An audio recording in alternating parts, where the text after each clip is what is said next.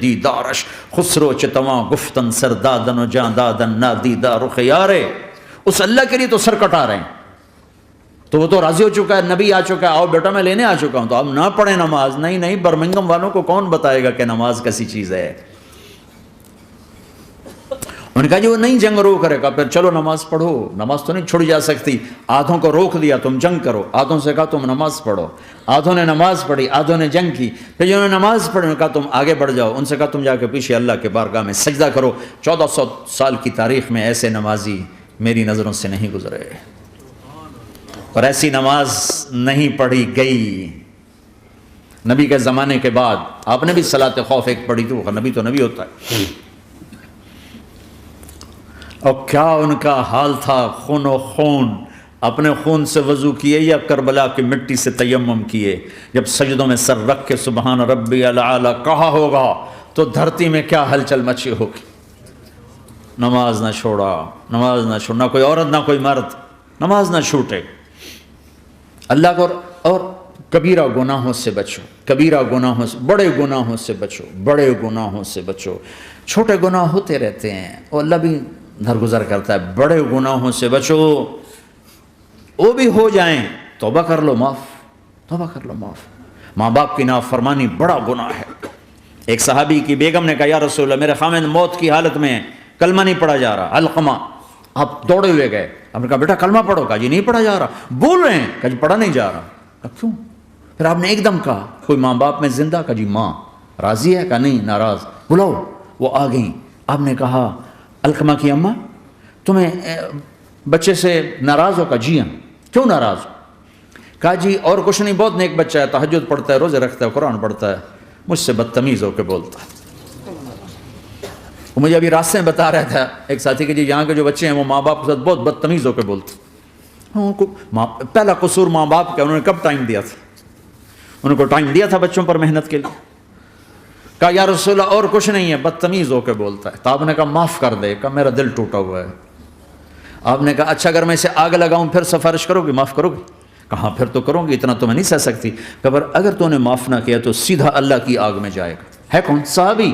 آپ نے کہا اچھا یا رسول اللہ میں معاف کرتی ہوں, میں معاف کرتی ہوں. تو آپ نے کہا بیٹا کہو لا الہ الا اللہ. تو اس کے کہا لا الہ الا اللہ اور جان نکل گئی.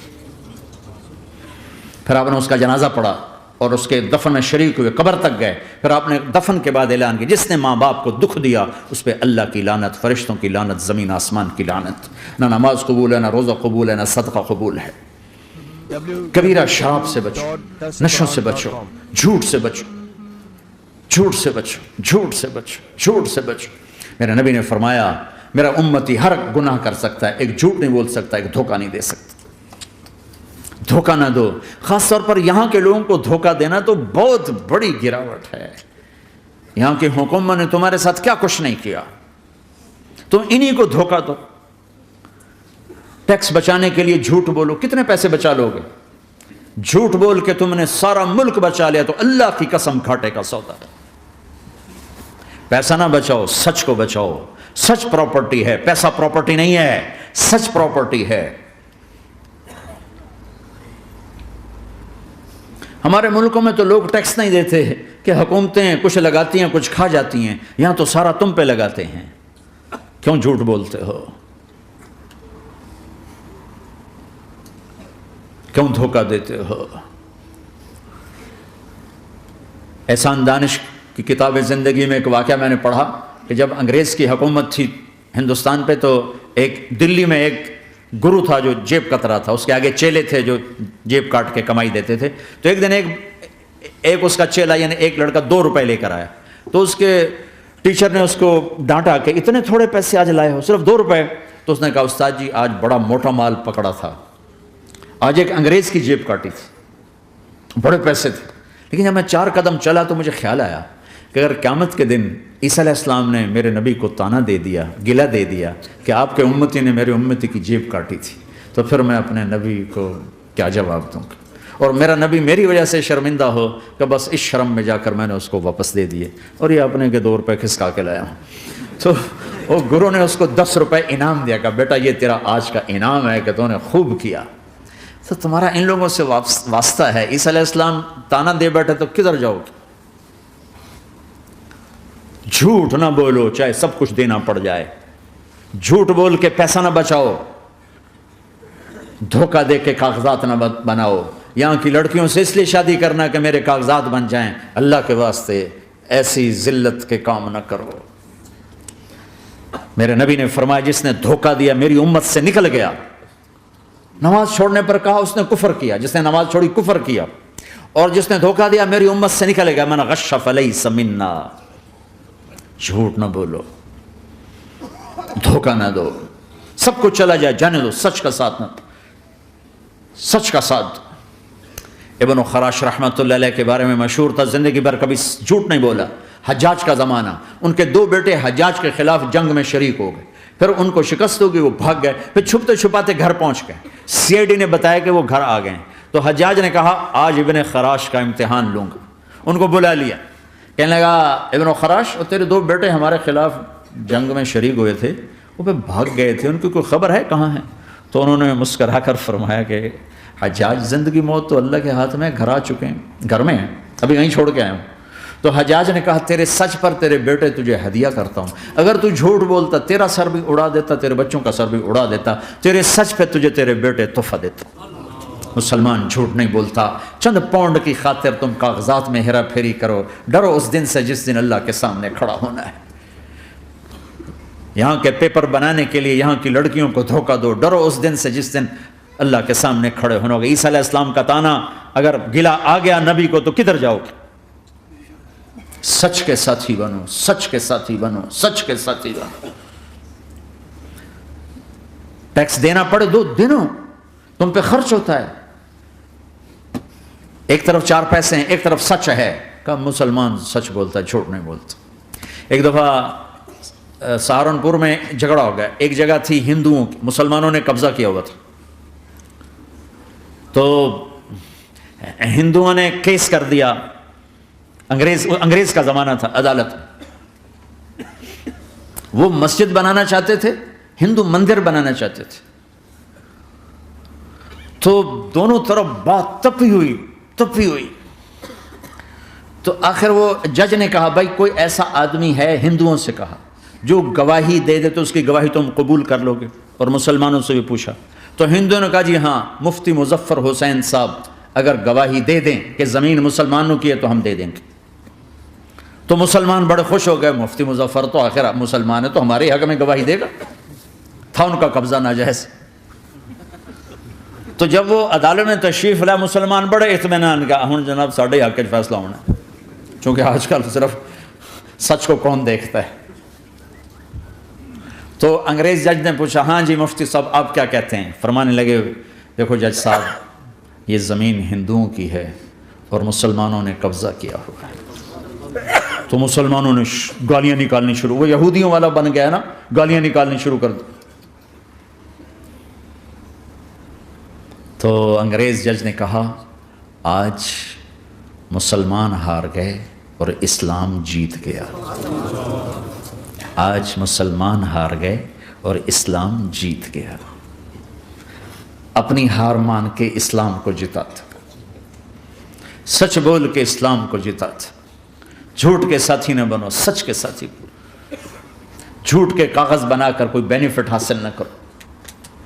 میں نیوزی لینڈ گیا، میں حیران ہو گیا، 1 ہفتہ میں رہا، ڈپریشن کا شکار رہا کہ مجھے بتایا گیا کہ پورے نیوزی لینڈ میں ایک آدمی جھوٹ نہیں بولتا سوائے پاکستانیوں کے، بنگالیوں کے اور انڈین۔ جو بنگالی، جو پاکستانی، جو انڈین پہنچے یہ جھوٹ بولتے ہیں، ہیرا پھیری کرتے ہیں، ان میں ایک آدمی جھوٹ نہیں بولتا۔ سچ تو ایک عالمی صفت ہے، جو اللہ کو نہیں مانتا وہ بھی کہتا ہے سچ بہت اعلیٰ چیز، اور تمہیں تو تمہارا نبی کہہ رہا ہے الصدق ینجی والکذب یہلک، سچ نجات دیتا ہے، جھوٹ ہلاک کرتا ہے۔ آپ تشریف لے جا رہے تھے، آپ کو آواز ہے یا رسول اللہ، تو آپ نے ادھر ادھر دیکھا، کوئی نظر نہیں آیا، پھر آواز ہے یا رسول اللہ، پھر آپ نے دیکھا تو ایک ہرنی آپ کو پکار رہی تھی، ہرنی، وہ بندھی ہوئی رسی کے ساتھ۔ تو آپ اس کے قریب گئے، کیا ہوا؟ کہ آپ کا ساتھی مجھے پکڑ کے لایا ہے، میرے چھوٹے چھوٹے بچے ہیں، بھوک سے وہ تڑپ رہے ہوں گے، آپ مجھے چھوڑ دیں، میں ان کو دودھ پلا کے واپس آ جاتا ہوں۔ اب وہ پرائی چیز ہے، تو آپ نے کہا اگر تو واپس نہ آئی تو پھر کہ اگر میں واپس نہ آئی تو اللہ مجھے آگ میں ڈال دے، جہنم۔ تو آپ نے اس کی رسی کھول دی اور خود وہیں بیٹھ گئے۔ وہ دوڑتے دوڑتے پہاڑوں میں غائب ہو گئے اور آپ وہیں بیٹھے رہے۔ کچھ دیر کے بعد آپ نے دیکھا وہ پہاڑ سے اتر کر آ رہی تھی کہ یا رسول اللہ میں حاضر ہو گئی۔ تو آپ نے اس کو رسی سے باندھ کے وہیں کھڑا کر دیا اور خود وہیں بیٹھ گئے۔ تھوڑی دیر ہوئی تو وہ آ گئے شکاری جو نے شکار کیا تھا۔ تو آپ نے کہا، ان کا نام کوئی نہیں موجود، تو آپ نے کہا میرے بھائی میری ایک درخواست ہے، آپ پوری کریں گے؟ کہ یا رسول اللہ کیوں نہیں؟ کہ یہ ہرنی مجھے ہدیہ کر دو۔ کہ یا رسول اللہ سب کچھ آپ کا ہے، کہ بس مجھے ہرنی چاہیے۔ کہ آپ لے لیں۔ تو آپ نے اس کی رسی کھولی کہ جا بیٹی اپنے بچوں کے پاس موج کر، سچ نجات دیتا ہے جھوٹ ہلاک کرتا ہے۔ تو اس نے یوں آپ کے سامنے سر جھکایا شکریہ کا اور 4 قدم دوڑی، پھر پیچھے مڑی، پھر آپ کو دیکھا، پھر یوں سر جھکایا، پھر آگے گئی، پھر تھوڑی دور گئی، پھر یوں پیچھے مڑی، پھر آپ کو دیکھا، پھر یوں سر جھکایا، پھر جہاں تک وہ نظروں سے اوجھل نہیں ہوئی وہ آپ کو مڑ مڑ کے یوں سلام کرتی گئی۔ سچ تو ایک ہرنی کو نجات دے گیا، تمہیں نہیں دیکھا۔ تمہیں کس پاگل نے کہا جھوٹ بول کے پیسہ بچاؤ، جھوٹ بول کے کاغذ بناؤ، دھوکے دے کے پیپر بناؤ؟ اللہ کے واسطے اس حقارت والی سوچ سے نکلو، انسانیت پر داغ نہ بنو، ان کے قدردان بنو جنہوں نے تمہیں پاسپورٹ دیے، جنہوں نے تمہیں تعلیم کے مواقع دیے، تمہیں ہر شے میسر کی، اور آخری ممکن حد تک تمہیں ظلم سے بچانے کی کوشش کی۔ محسن کے اوپر کیوں آئے تھے اس دیس میں؟ آئے ہو تو پھر دھوکے سے بچو۔ جھوٹ، مسلمان کہیں بھی ہو دھوکے سے بچتا ہے۔ کیا اپنے پیٹ سے کپڑا اٹھانا کہ حرم بیت اللہ کے اندر جیبیں کٹتی، بیت اللہ کے اندر جیبیں کٹتی، اور حاجی بیچارہ کتنی دفعہ فریادیں کرتے ہوئے نظر آئے کہ جیب کٹ گئی، جیب کٹ گئی، بیت اللہ کے اندر، مسجد نبوی کے اندر۔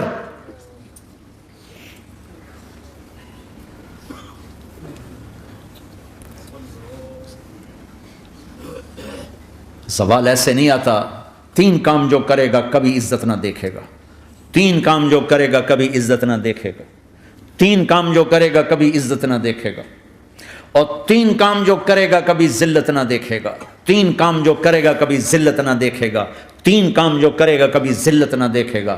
جو جھوٹ بولتا ہے، جو ظلم کرتا ہے، جو دھوکہ دیتا ہے، جو جھوٹ بولتی ہے، جو ظلم کرتی ہے، جو دھوکہ دیتی ہے، عزت کے خواب دیکھنے چھوڑ دے۔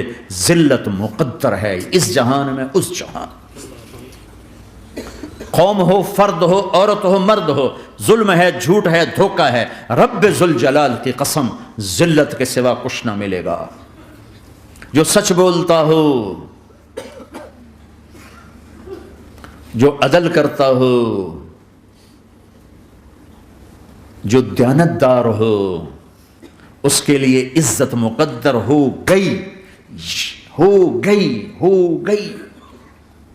سچ ایک فرد میں ہے، عدل ایک فرد میں ہے، دیانت ایک فرد میں ہے یا ایک قوم میں ہے، انہیں عزت دینا یقینی ہو گیا۔ میرا اللہ انہیں دے کے رہے گا، چاہے وہ اللہ کو مانتے ہیں چاہے اللہ کا انکار کرتے ہیں۔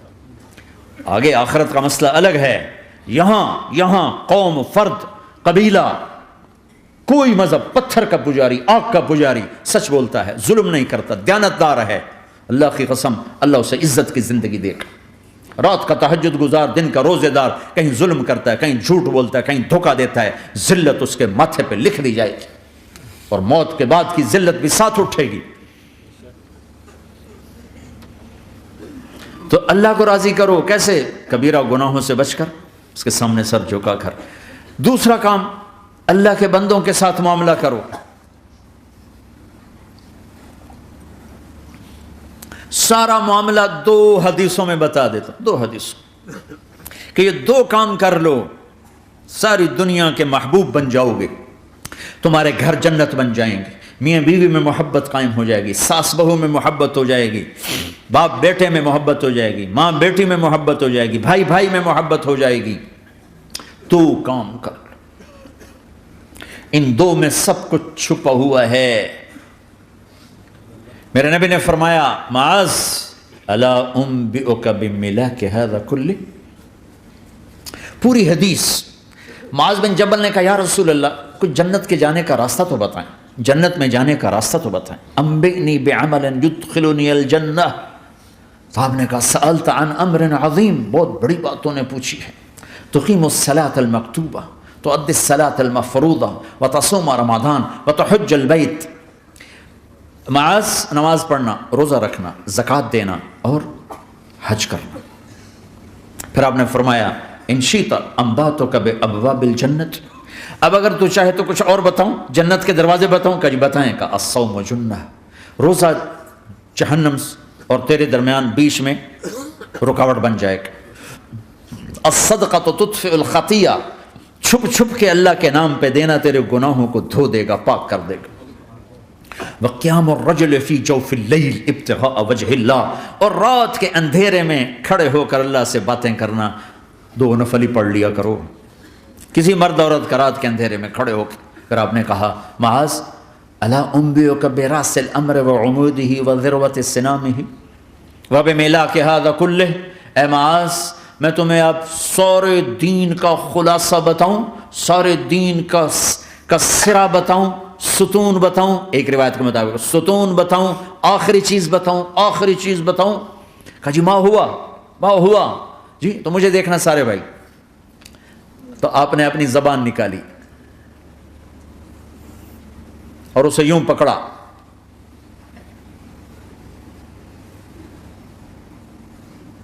معاذ کف ھذا، معاذ اپنی زبان پہ قابو پا جا. یہ میری پوری شریعت ہے، یہ پورا دین ہے. یہ کس کو سمجھایا ہے؟ معاذ کو. کیسے سمجھایا؟ جیسے چھوٹے بچے کو سمجھاتے ہیں، ایکشن کر کے. صرف اتنا بھی تو کافی تھا بھائی زبان کی احتیاط کیا کرو. ایسے سمجھایا جیسے چھوٹا بچہ. کیوں؟ کہ مشکل ترین کام ہے. 22 ویلر ٹرالے کو بریک لگانا آسان ہے، یہ 2 انچ کی زبان کو بریک لگاتے ہوئے سارے بریک فیل ہو جاتے ہیں. اور جتنا آج گھروں میں فساد ہے اس کے پیچھے یہ زبان ہے.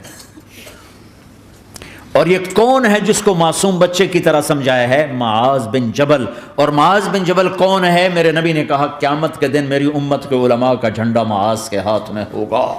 اور یہ کون ہے؟ میں پچھلے مئی میں گیا ہوں، یہ مئی جو گزرا ہے، اردن ہمارا اجتماع تھا تبلیغ کا. میں وہاں گیا، عمان میں آگے اربد گئے. اربد سے 18 کلومیٹر 20 کلومیٹر آگے حضرت معاذ کا مقبرہ ہے. باپ بیٹا دونوں وہاں دفن ہیں. حضرت عمر کے زمانے میں انتقال ہوا. جب میں اندر گیا تو اوپر لکھا ہوا تھا تاریخ وفات 18 ہجری اور اب ہے 1435 ہجری. 1417 سال اس آدمی کو دنیا سے گئے ہوئے ہو چکے ہیں. جب میں مقبرے میں داخل ہوا، کمرے میں جس میں قبر تھی، سارے کمرے میں خوشبو ہی خوشبو. قبر پر 2-4 چادریں پڑی تھیں. مجھے خیال آیا کہ میرے خیال ہے یہ چادروں پہ خوشبو لگی ہوئی ہے، وہ خوشبو آ رہی. اس وقت میں فاتحہ پڑھ کے واپس چلا گیا، جا کے نماز پڑھی. مسجد قریب تھی، مغرب کی نماز پڑھ کے پھر دوبارہ آیا. پھر میں کھڑا ہو کے سوچ رہا ہوں یہ کیسی خوشبو ہے. تو ایک آدمی میرے پاس کھڑا تھا، میں وہ ایسے کر کے نا چادریں سونگھنی کہ شاید یہ چادروں میں خوشبو لگی ہوئی ہے. ایک آدمی میرے پاس کہنے لگا جناب یہ خوشبو چادروں میں نہیں ہے، یہ اس قبر والے کی خوشبو. یہ 24 گھنٹے آتی رہتی ہے، 24 گھنٹے. پھر میں نے فزیکلی ایک ایک چادر کو سونگا، کسی ایک چادر میں کوئی خوشبو نہیں تھی. یہ وہ معاذ ہے جو 1417 سال ہو چکے ہیں مرے ہوئے اور قبر مہک رہی ہے. میں سنی سنائی نہیں بتا رہا، آنکھوں دیکھا بتا رہا ہوں. خود گیا ہوں، خود یہ مئی جو گزرا ہے. ان کو ایسے بتا جو چھوٹے بچے کو، معاذ زبان پہ قابو رکھنا. اگر زبان پہ قابو آ گیا تو میاں بیوی کی لڑائی ختم. اگر یہ تو ہو نہیں سکتا کہ اونچ نیچ نہ ہو، کبھی خامن تیز ہوگا تو بیوی زبان پہ قابو پا لے، کبھی بیوی تیز ہوگی خامن زبان پہ قابو پا لے. اگر دونوں ہی سیکھ گئے تو ان کا گھر جنت بن جائے گا. کبھی ساس اکھڑے گی تو بہو چپ کر جائے، کبھی بہو اکھڑے گی تو ساس چپ کر جائے، کبھی باپ اکھڑے گا تو بیٹا چپ کر جائے، کبھی بیٹا اکھڑے گا تو باپ چپ کر جائے. دعویٰ نہ کرے کہ میں باپ ہوں میرے آگے بولتا ہے. انسان انسان ہے، خطا ہوتی ہے. اگر آپ بھائی یہ پیچھے نیچے مستورات بھی ہیں، اپنی زبان پہ قابو پانا سیکھ لیں. کسی کو دکھ دینے والا بول نہ بولے. المسلم من سلم المسلمون من لسانہ و یدہ. آپ نے فرمایا مسلمان ہے ہی وہ، مسلمان ہے ہی وہ جو ہاتھ اور زبان سے کسی کو دکھ نہ پہنچائے. آپ نے کہا واللہ لا یؤمن، واللہ لا یؤمن، واللہ لا یؤمن. اللہ کی قسم ایمان والا نہیں، اللہ کی قسم ایمان والا نہیں، اللہ کی قسم ایمان والا نہیں. کون؟ شراب پینے والا نہیں، نماز چھوڑنے والا نہیں، زنا کرنے والا نہیں، جوا کھیلنے والا نہیں. کون؟ کون؟ الذی لا یأمن جارہ بوائقہ. جو اپنے نیبر کو تنگ کرتا ہے وہ ایمان والا نہیں، جو اپنے پڑوسی کو تنگ کرتا ہے وہ ایمان والا نہیں، جو اپنے ساتھ رہنے والے کو تنگ کرتا ہے وہ ایمان والا نہیں ہے. اپنی زبان کو میٹھے بول کا عادی بنا لو، سہنا سیکھو. ہیرا کیا ہے؟ کاربن ہے. ہیرا کاربن ہے. ہیرا کیسے بن گیا؟ ڈائمنڈ کیسے بن گیا؟ پریشر کو سہتے سہتے سہتے سہتے اللہ نے اسے ہیرا بنا دیا. اگر تم ہیرا بننا چاہتے ہو، محبوب بننا چاہتے ہو، تو غصہ پینا سیکھو، زبان پہ قابو پانا سیکھو. اپنی زبان کے اوپر اللہ نے 2 دروازے لگائے، بند کرنا. 32 تالے ہیں، ان کو بند کرنا سیکھو اللہ کے واسطے. اگر زندگیوں میں خوشی لانا چاہتے ہو تو برداشت کرنا سیکھو. اگر زندگی کو برباد کرنا ہے تو زبان کھول دو. جس کی زبان کھل گئی اس کا دین گیا، جس کی زبان ہاتھ میں آ گئی اس کا سارا دین ہاتھ میں آ گیا. حضرت لقمان کا فرمان ہے، بیٹا میں چپ رہنے پہ کبھی پچھتایا، میں چپ رہنے پہ کبھی نہیں پچھتایا، مجھے چپ رہنے کا کبھی افسوس نہیں ہوا. مجھے جب بھی افسوس ہوا اپنے بولنے پر ہی ہوا ہے کہ یہ میں نے کیا کہہ دیا. ہائے ہائے. اگر تم خامند ہو تو بیوی کے لیے رحمت بن جاؤ، بیوی ہو تو خامند کے لیے رحمت بن جاؤ. ایک دوسرے کو عزت دو. ہاتھ اٹھانا، گالیاں دینا، یہ کہاں کی انسانیت ہے؟ پھر ہمارا معاشرہ جوائنٹ فیملی سسٹم ہے. ساس ہو کر، سسر ہو کر بچے اور بچی کی زندگی میں اتنا داخل ہو جانا کہ ان کی زندگی کو برباد کر دینا. یہ میرے پورے معاشرے کا ایک سلگتا ہوا، ایک سلگتا ہوا، ایک جلتا ہوا، ایک دکھ دیتا ہوا، یہ ایک اتنا بڑا روگ ہے کہ میں کتنے ہی آنسو بہاؤں تو میں اس غم کا حق نہیں ادا کر سکتا جو ہر گھر میں لڑائی ہے. ساس اور سسر کا بے جا دخل بچے بچی کی زندگی میں، اس نے گھروں کو آگ لگا دی ہے. ہمارے پڑوسی ذمہ دار ہیں، ان پڑھ ہیں بڑے ذمہ دار، تعلیم اتنی نہیں ہے. تو ان کے ایک بچے کا میں نکاح پڑھانے گیا تو ان کے والد بیٹھے تھے نکاح سے پہلے. ایسے ہی تو مجھ سے کہنے لگے مولانا صاحب میری بیوی نے مجھ سے کہا کہ دیکھو ہم دونوں عمر گزار چکے ہیں، تو ایسا کرو اپنے بیٹے کا گھر الگ بناؤ اور اس کی بیگم کو وہاں لے کر آؤ. اگر یہاں لے کر آؤ گے تو ہم دونوں کہیں ان کی زندگی خراب نہ کر بیٹھیں اور ان کی زندگی میں دخل دے دے کر کہیں ان کی زندگی کو تنگ نہ کر دیں. میرے بیٹے کا الگ گھر بنا، وہاں اس کی بیگم لوگ کے لیے لے کر آ تاکہ ہم ان کی زندگی میں داخل نہ ہو سکے. میں حیران ہو کر ان کو دیکھ رہا کہ ان پڑھ باپ، ان پڑھ ماں اور اتنی اعلیٰ درجے کی بات. اب ہر آدمی میں یہ سخت نہیں کہ اپنے بیٹے کے لیے الگ گھر بنائے، یہ تو ہمت ہے کہ ان میں دخل دینا چھوڑ دے کہ خامند سے زیادہ خامند کے ماں باپ اس کی بیوی پہ حق جتا رہے ہوں. یہ میرے نبی کی معاشرت نہیں ہے. میں دکھ سے کہہ رہا ہوں، آپ محسوس نہ فرمائیں. کوئی عورت ساس ہے تو محسوس نہ کرے، کوئی سسر بیٹھے محسوس نہ کریں. میں درد بھری فریاد کہہ رہا ہوں. یہ میرے معاشرے کا سلگتا ہوا ایک مسئلہ ہے، ایک گہرا داغ ہے، اس نے زندگیوں کو تباہ و برباد کر کے رکھ دیا ہے. کہیں اس کو الٹ بھی ہوتا ہے کہ آنے والی لڑکی ایسی بدتمیزی کرتی ہے کہ اس کے خامند کے ماں باپ کو بے عزت کر کے رکھ دیتی ہے، رشتہ داروں سے توڑ کے رکھ دیتی ہے. یہ کیسز بھی ہیں لیکن یہ تھوڑے ہیں، یہ دوسرے والے زیادہ ہیں. میں اپنے نبی کی معاشرت بتانا چاہتا ہوں کہ میرے نبی کی زندگی میں محبت کے سوا کچھ نہ تھا. کل کائنات کے نبی ہیں. اور حضرت عائشہ کہہ رہے عائشہ دوڑ لگائیں، عائشہ دوڑ لگائیں. کوئی یہاں کہہ سکتا ہے، کوئی مولانا کہہ سکتا ہے بیوی سے آؤ بیگم دوڑ، تمہارے کو تو گھر ہی نکے نکے تھی دوڑنا کتنے؟ چلو پوڑیاں چڑھ دے رہا کرو، پوڑیاں چڑھو ہیں. عائشہ دوڑ لگائیں. کون کہہ رہے ہیں؟ 2 جہان کے سردار عائشہ دوڑ لگائیں. تمہاری تو بزرگی فوت ہو جائے. تو آپ نے صحابہ سے کہا ایک سفر سے واپس آ رہے جاؤ بھائی سب آگے چلے جاؤ. وہ سارے آگے چلے گئے.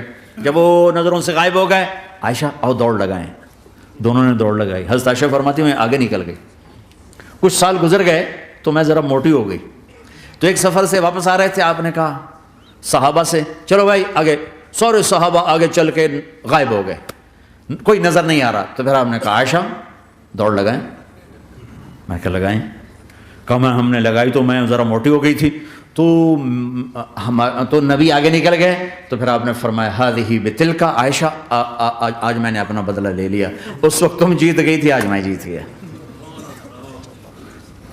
آپ نے نبی کی زندگی پڑھو اللہ کے واسطے کہ آپ نے گھر کیسے چلائے. کھانے کو کچھ نہیں اور بیویاں خوش ہیں. سلوک تھا نا, کھانے کو کچھ نہیں ہے, 2 مہینے چولہا نہیں جلتا ہے, لیکن بیویوں کو ایسی محبت تھی کہ وہ قربان ہوتی جا رہی ہیں. اور یہاں سب کچھ دے کر گھروں میں آگ ہے, اس لیے کہ بول ٹھیک نہیں, نہ خامد کا بول ٹھیک ہے نہ بیوی کا بول ٹھیک ہے. اور عام طور پر زیادتی چونکہ مردوں کی طرف سے ہوتی, کبھی عورتوں کی طرف سے بھی ہوتی. میں تو دونوں کے لیے بات کر رہا ہوں. اس زبان کو میٹھا کرنا سیکھ لو. اگر اپنے گھروں کو چین سے سکھ سے بھرنا چاہتے ہو تو چیزوں سے نہیں آئے گا, تمہارے سلوک سے, بیہیویئر سے آئے گا. اپنے سلوک اچھے کرو, اپنے رویے اچھے کرو.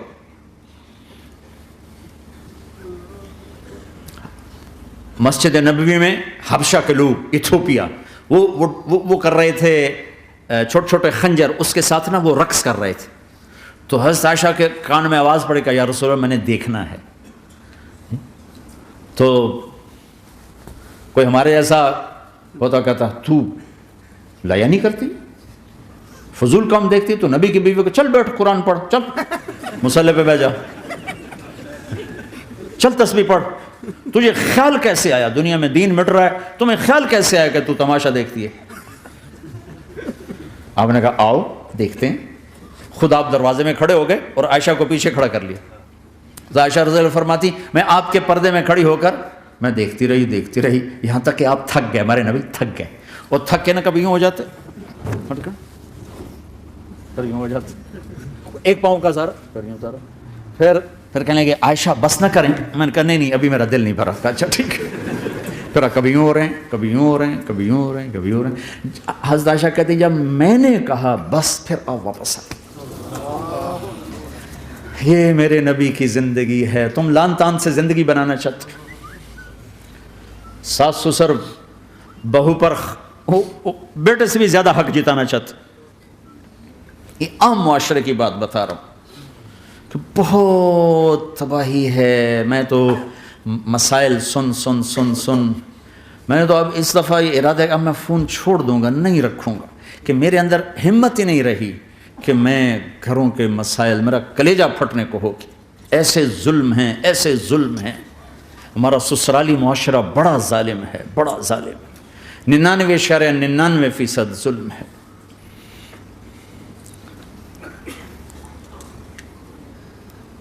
یہاں آنے سے پہلے ایک بچی کی پنڈی سے اس کا فون آیا کہ سسرال نے کہا تھا بچی ہوئی تو طلاق دے دیں گے.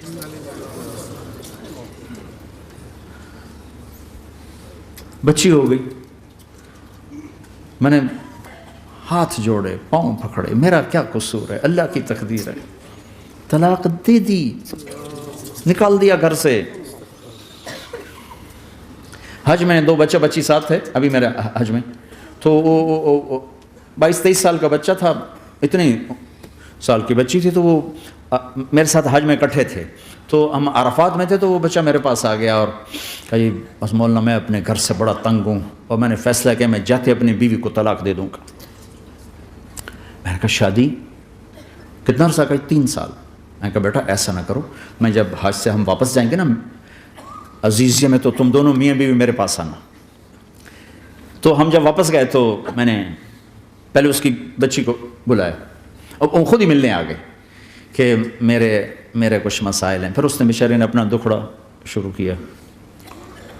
تو کہا جی 1 سال بچہ نہیں ہوا تو میری ساس نے مجھے اتنا ذلیل کیا سسرال نے, یہ تو بانجھ ہے, یہ تو بانجھ ہے, اس کا تو ہونا ہی نہیں ہے. اور اتنے تانے کہ میرے ماں باپ بھی رو رو برا حال، میرا رو رو برا حال۔ پھر آخر یہ ہوا کہ چلو میڈیکلی دیکھا جائے، ٹیسٹ کیا گیا تو فالٹ بچے میں نکلا، میں تو کلیئر تھی، تو پھر میری ساس کی ٹیپ بدل گئی۔ تو تقدیر ہے، تقدیر میں لکھا تھا ایسے ہی، تقدیر ہے تقدیر ہے، اب تقدیر آ گئی، اللہ کی رضا پہ پہلے اس کو ذلیل کیا ہوا تھا، اور جب بیٹے میں فالٹ نکلا تو اب یہ تو تقدیر ہے، تو اللہ کی رضا پہ راضی ہو جائے۔ چھوٹے چھوٹے مسائل۔ جب میں نے تھوڑی سی ان سے سٹنگ کی تو ابھی میں اس سے فون سے ان ٹچ ہوں کہ کہیں یہ پھر بے وقوفی نہ کر بیٹھے۔ کہا مولانا ہمارا گھر سکھی ہو گیا پر ماں باپ دونوں ناراض ہو گئے۔ میں نے ان کی ناراضگی کی فکر نہ کر، انہیں راضی کرنا تیرے ذمہ، تیری بیوی کے ذمہ نہیں ہے، تو اپنا حسن سلوک باقی رکھ۔ اس حد تک یہ ہمارے گھروں میں جو نہ جاننے کی وجہ سے دیکھو تمہارے یہاں ٹریفک کا سسٹم کتنا اچھا ہے، 10,000 گاڑیاں چل رہی ہوں، ٹریفک بلاک نہیں ہوتی، چل رہی ہوتی، چونکہ ہر آدمی اپنی لائن میں چل رہا ہے۔ اور ہمارے پاکستان میں 10 گاڑیاں کٹھی ہو کے سر پھنسا کے کھڑی ہو جاتی ہیں، ساری رات کھلوتے رہتے ہیں، راہ نہیں دیں دے، کھلوتے ہیں کئی دفعہ، او تو ہٹ، او تو ہٹ، او تو پیچھے ہو، 200 گاڑیاں ادھر 200 ادھر۔ یہ چونکہ میں روز سڑکوں پہ چلتا ہوں، روز یہ تماشا دیکھتا ہوں۔ اگر تم اپنی لائن میں رہو تو کوئی فساد ہی نہیں، جب تم اپنا بیریئر کراس کرتے ہو پھر فساد شروع ہو جاتا۔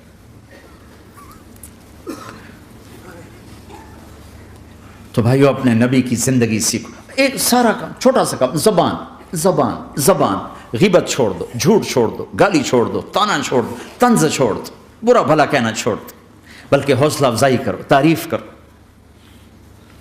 ایک ہماری دھوبن تھی ماسی شریفہ، مرحوم 85 میں فوت ہوئی، سن 85، بہت لڑاکی تھی۔ تو وہ آگے ایک دن میری بہن کے پاس کہنے لگی، بی بی میری یہ نوواں میرے نال بڑا لڑتی آپ تھی، میں نے کوئی تویز دے ساریاں میری نوکر بن جائیں۔ تو وہ میری بہن نے ایسے نا ایک کاغذ پر نا وہ کوئی لکیریں لکونے لگا کے تو ایسے بالکل رول کر کے کہا کہ ماسی شریفہ جب تیری لڑائی شروع ہو نا تو تو نے یہ تعویذ یہاں رکھنا ہے اور اس کو گرنے نہیں دینا، اگر یہ گر گیا تو بڑا فساد ہو جائے گا۔ اب کیا چکر تھا، چپ کرانا تھا اس کو، لڑائی تو ساری اس کی تھی۔ ہفتے کے بعد وہ آگے، بی بی تو تا ایسا تویت دیتا ہے ساری لڑائی مک گئی، کیوں جو ماسی شریفہ آپ چپ ہو گئی، یا وہ شروع ہوتا وہ ایسے کر کے بیٹھ جاتی، لڑائی ختم۔ تو میں سب کو یہ تعویذ دے کے جا رہا ہوں، جب تمہاری لڑائی شروع ہو تعویذ یہاں رکھ لینا، بولنا نہیں، دیکھنا چند دنوں میں تمہارے گھروں میں محبت کے پھول کھلیں گے۔ یہاں بہت زیادہ طلاق بڑھ چکی ہے، تھوڑے دنوں بعد طلاق جو ایک دوسرے کی برداشت نہیں ہے۔ یہ میرے نبی کی زندگی ہے، برداشت کرو۔ دوسری بات میرے نبی نے فرمایا، میرے بیٹے انس تمہیں ایک عظیم سنت بتاؤں، عظیم۔ حدیث کا اسلوب یہ نہیں، میں اس کو زیادہ واضح کرنے کے لیے اس کا تھوڑا سا اسلوب بدلا ہے، مطلب ایک ہی ہے۔ میرے بیٹے انس تمہیں حدیث پڑھ سناتا ہوں، یا بنی ان استطعت ان تصبح وتمسي وليس في قلبك غش لاحد فافعل، ثم قال وذلك من سنتي ومن احب سنتي فقد احبني ومن احبني كان معي في الجنہ۔ اس کو میں یوں بیان کرتا ہوں، میرے بیٹے انس تمہیں ایک عظیم الشان سنت بتاؤں، ذالکہ کا ترجمہ، میں تمہیں ایک بہت بڑی سنت بتاؤں، بہت بڑی سنت۔ ہم تو ذرا ابھی نیچے چل رہے ہیں، میرے نبی نے کہا بڑی سنت بتاؤں، کہا یا رسول اللہ کیا؟ کہا صبح شام اپنے دل کو لوگوں کے بغض سے صاف کر دیا کر۔ جس گھر کو صبح شام صاف کیا جائے کتنا وہ چمکدار ہو جائے گا، جس کپڑے کو صبح شام دھویا جائے، پریس کیا جائے، کتنا چمکنے لگ جائے گا۔ تو دل بھی ایک گھر ہے، دل بھی ایک کپڑا ہے، اس پر داغ لگتے ہیں۔ جب میں کسی کے ساتھ نیگیٹو ہوتا ہوں تو اس کا اثر اس کے دل پہ جاتا ہے۔ تو میرے نبی نے فرمایا بیٹا چونکہ آندھی بہت زیادہ ہے تو صرف ایک دفعہ جھاڑو دینا کافی نہیں ہوگا، صبح بھی جھاڑو دینا ہے اور شام کو بھی جھاڑو دینا ہے، اور رات کو سونے سے پہلے یہ کہہ کے سویا کرو، یا اللہ میں نے سب کو معاف کیا۔ کوئی معافی مانگنے آ جائے تو دیر نہ کرنا، فوراً معاف کرنا، اور تم سے خطا ہو جائے تو معافی مانگنے میں دیر نہ کرنا۔ کوئی تم سے زیادتی ہو جائے تو معافی مانگنے میں دیر نہ کرنا، اور تم پر زیادتی کر کے کوئی معافی مانگنے آ جائے تو معاف کرنے میں دیر نہ کرنا۔ اللہ کی رحمت تم ایسے چھاؤں میں لے لے گی۔ دل کو صاف رکھو، بے حساب جنت میں جاؤ گے، بغیر حساب جنت میں جاؤ گے۔ دلوں کو صاف کرنا سیکھ لو۔ اپنے دل کو جھاڑو سے دیکھو نا، اگر ہم اپنے گھر کو صاف نہیں کریں گے تو کتنا گندا ہو جائے گا، اور صاف کریں گے تو چمکدار ہو جائے گا۔ دل تمہارا گھر ہے، اس کو اللہ نے اپنے لیے پسند کیا ہے، اس کو صاف کرو صبح بھی شام بھی۔ یا اللہ میں کسی سے ناراض نہیں۔ اگر تم اس مجمع میں ایسے لوگ بیٹھے ہو جو کسی سے تم بولتے نہیں ہو، بھائی بھائی ہے، دوست ہے، میاں ہے، بیوی ہے، چاچا ہے، بھتیجا، آپس میں اگر تم کٹے ہوئے ہو، ہاتھ جوڑتا ہوں، اٹھتے ہی صلح کر لو۔ چونکہ میرے نبی کا فرمان ہے، جب دو مسلمان آپس میں لڑ پڑیں اور بات نہ کریں تو اللہ ان کے سارے عمل مردود کر دیتا ہے، کہتا جب تک یہ صلح نہیں کریں گے ان کا کوئی عمل قبول نہیں۔ تو اپنے دل پہ پتھر رکھو، معاف کرو، خود جا کے معافی مانگو، چاہے جتنا اس میں تمہیں زور لگانا پڑے مانگو۔ اللہ کی قسم، میرے نبی کا فرمان ہے، معاف کرنے سے عزت گھٹے تو مجھ سے لے لو۔ معاف کرنے سے عزت نہیں گھٹتی۔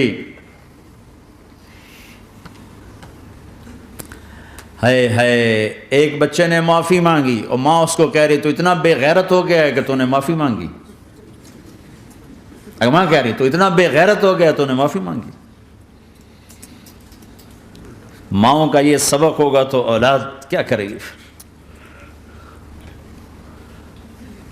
آپ سوئے ہوئے ہیں، سفر میں ہیں، میرے نبی، ایک بدو آیا، غورس اس کا نام تھا، غورث۔ اس نے آپ ہی کی تلوار اٹھائی اور آپ کے یوں پسلی میں ماری، آپ کی آنکھ کھلی تو تلوار لے کے کھڑا، من یمنعک منی، اب بول کون بچائے گا؟ تیار ہویا؟ تو آپ ہنس پڑے۔ آپ نے کہا اللہ، وہ اللہ کہنا تھا کہ تلوار اس کے ہاتھ سے گر گئی، تو آپ نے اٹھا لی، آپ نے ایسے سیدھی کی، آپ نے کہا اب تمہیں کون بچائے گا؟ کہنے لگا مجھے تو ہی بچائے گا۔ تو آپ نے کہا کلمہ پڑھتے ہو؟ کہا نہیں پڑھتا۔ کہا جاؤ معاف کیا، جاؤ معاف کیا۔ یہ میرا نبی ہے، یہ آپ کا نبی ہے۔ ہم تو خالی کسی کوئی اوئے کر دے تو ہم اس سے بات چیت چھوڑ دیتے۔ تو میرے بھائیوں، میں نے بات لمبی کر دی، لیکن احباب جمع ہے میر حال دل کہہ لے، پھر التفات دل دوستاں رہے نہ رہے۔ اپنی زندگی کو واپس لاؤ اللہ اس کے رسول کی طرف، اللہ اس کے رسول کی طرف، اللہ اس کے رسول کی طرف۔ تبلیغ اس کو سیکھنے کی ایک خوبصورت محنت ہے۔ یہ میرے 2 گھنٹے کی بات سے اللہ کرے قابو میں آ جائے تو مجھے اور کیا چاہیے، لیکن دنیا کا دستور یہ ہے کہ چیز محنت سے ملتی ہے۔ تو بڑے عرصے کے بعد اللہ نے ہمیں یہ تبلیغ کا کام دیا ہے جو دین کی محنت ہے، کسی فرقے کی نمائندہ نہیں، کسی مسلک کی نمائندہ نہیں، اس میں محض اللہ اس کے رسول کی بنیاد پر سب کو سینے سے لگانے کی محنت ہو رہی۔ میں نے جن استادوں سے پڑھا ہے انہوں نے ہمیں یہی سبق دیا تھا کہ سب سے محبت سیکھو، نفرت کرنے والے سے بھی محبت سیکھو۔ ہمارے ایک ساتھی جواد وسیم صاحب ڈراموں میں ہوتے تھے، پھر 4 مہینے لگے ان کے، تو وہ بتانے ملنے آئے تو ساتھ ایک ہمارے مولوی صاحب تھے، وہ کہہ رہے تھے مولانا یہ جواد صاحب ہیں، یہ ڈراموں میں کام کرتے تھے، اب ان تبلیغ میں 4 مہینے لگا لیے، اب ہم کہہ رہے ہیں کہ یہ ڈرامے چھوڑ دیں۔ تو مولانا نے فرمایا جو وہاں گرے پڑے ہیں ان کو کون اٹھائے گا، ان کو کون اٹھائے گا؟ تو انہوں نے ذرا غصہ دلانے کے لیے کہا مولانا وہاں لڑکیاں ننگی ناچتی ہیں۔ تو مولانا نے کہا ہماری ہی بیٹیاں ہیں، ہماری ہی بیٹیاں ہیں۔ کوئی مولوی صاحب کہہ سکتا ہے ناچنے والی کو میری بیٹی ہے؟ کہا ہماری ہی بیٹیاں ہیں۔ میں نے اس استاد سے قرآن سیکھا ہے، انہوں نے ہمیں محبت سکھائی ہے کہ محبت دو، لوگوں کو محبت دو، محبت۔ عامر خان سے میری ملاقات ہوئی، میں نے اس کو کوئی دین کی بات نہیں کی، صرف محبت دی۔ اب تک اس کے میسیج آتے کہ میں زندگی میں کسی سے متاثر نہیں ہوا، تم پہلے آدمی ہو جس سے میں متاثر ہوں، میں نے کوئی جادو کیا، صرف محبت۔ لوگوں کو محبت دو، قریب ہوں گے۔ میں جب گیا بڑی مشکل سے اللہ نے، ملاقات کا کوئی راستہ نہیں تھا، وہ مجھے نہیں جانتا تھا، میں اسے نہیں جانتا تھا، تو کوئی موقع نہیں مل رہا تھا ملاقات کا۔ تو اللہ نے شاہد آفریدی کو بھیج دیا. شاہد آفریدی اس کی دوستی تھی, ہمارا جو کرکٹر ہے. میں نے اس سے فون پر کہا یار میری ملاقات تو کرا. اس نے ملاقات کروائی. تو اس نے مجھے کہا آدھا گھنٹہ ہے, آدھا گھنٹہ. جب میں پہنچا میکسیمم پونا گھنٹہ. میں نے ٹھیک.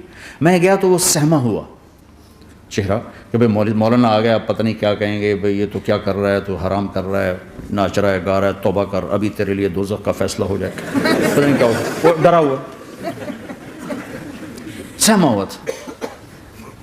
تو میرا ایک دور کالج لائف تھا. میرے اللہ نے مجھے ہدایت دی اور میں 3 دن کے لیے میں اس دوست کو, اس کی نسلوں کو دعائیں دیتا ہوں جو مجھے زبردستی پکڑ کے لے گیا. نہ میرا تبلیغ سے کوئی تعلق, نہ واسطہ, نہ میں کوئی ان سے متاثر.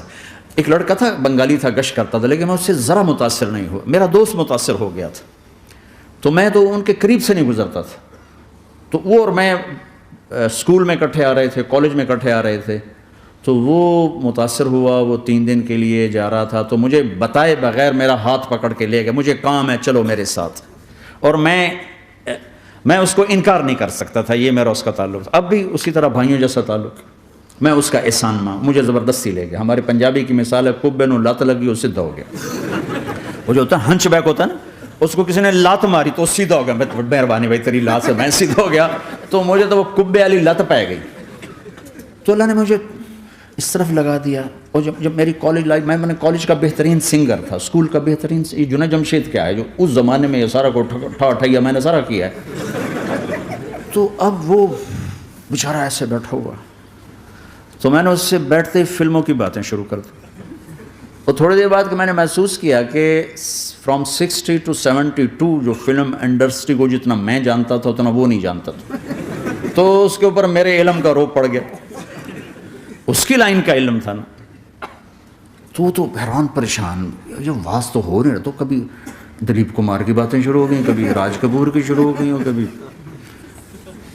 محبوب صاحب شروع ہو گئے, کبھی مدن موہن شروع ہو گئے. وہ آدھا گھنٹہ تو یوں ہی گزر گیا. تو آدھے گھنٹے کے بعد میں نے کہا جی ہمارا تو ٹائم اوور کا نہیں, اٹھیں چلے ادھر چل کے بیٹھتے. وہ کھانے کی ٹیبل پر تھے, تو وہاں جا کے بیٹھ گئے. پھر وہی باتیں شروع ہو گئیں. جب اس کا سارا خوف دور ہو گیا اور ریلیکس ہو گیا, اس میں 1.25 گھنٹے سے 50 منٹ گزر گئے تھے. تو پھر میں نے کہا عامر بھائی آپ حج پہ آئے ہیں, اگر آپ اجازت دیں تو آپ کو اپنے نبی کا حج سناؤں. کہنے لگے ہاں جی ضرور سنائی. پھر میں 1.25 گھنٹہ بولتا رہا, اور وہ ایسے کر کے یہاں سے وہ یوں نہیں ہوا, 1.25 گھنٹہ ایسے بیٹھ کے یوں سنتا, ہلا نہیں اپنی جگہ سے. لوگ محبت کے بھوکے ہیں, تم فتوے دینا شروع کر دیتے. جنید جمشید کے بارے میں مجھے پتہ چلا کہ ساتھی اس کے گھر کھانا نہیں کھاتے کہ حرام کمائی. وہ بہت ڈس ہارٹڈ ہے, نیا نیا تبلیغ میں آ رہا تھا. میرا آگے کہیں سفر تھا, جماعت میں جا رہے تھے, کراچی سے آگے جانا تھا. تو میں نے اسے فون کیا کہ میں آ رہا ہوں, میں کھانا تیرے گھر کھاؤں گا. تو وہ کہنے لگا میرے گھر؟ میں نے کہا ہاں تمہارے گھر. پھر کہنے لگا میرے گھر؟ میں نے کہا ہاں تمہارے گھر. کہا واقعی میرے گھر؟ میں نے کہا ہاں واقعی تمہارے گھر. کہا یہ تو میرا تو گھر تھا, کوئی نہیں کھانا کھاتا, کہتے حرام ہے. میں نے کہا میں اتنا بڑا مولوی نہیں ہوں, میرا گزارا ہو جائے گا.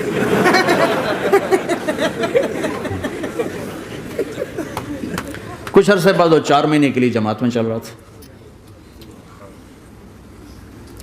لوگوں کو محبت. میں رائمنڈ میں بیٹھا تھا, ایک شخص آ گیا, کہا جی وہ مبارک سینما لاہور میں تھا, اس کا مالک آ رہا تھا چند دنوں سے رائمنڈ. آج وہ کچھ گھر سے لے کر آیا, تو ایک دی وہاں کسی رائمنڈ میں کسی کو پیش کی, تو اس نے انکار کر دیا, میں نہیں کھاتا, آپ کی کمائی حرام ہے. تو بہت زیادہ شرمندہ ہو رہا. میں نے کہا اسے لے آؤ جلدی سے میرے پاس. وہ اس کو لے کر آئے. تو میں نے کہا جی کیا نام ہے؟ کہا جی ہارون.